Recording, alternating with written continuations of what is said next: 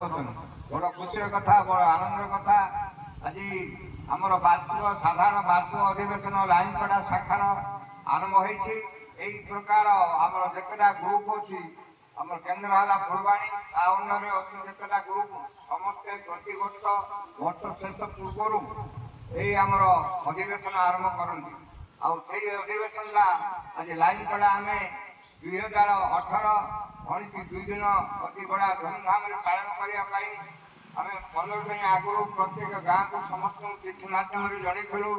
समस्त अवगत होती थाना भेला इत्यादि श्रृंखलार सहित आनी पहुँचे आउ जो मैंने देवार कथा देना से आज आसी पहुँचे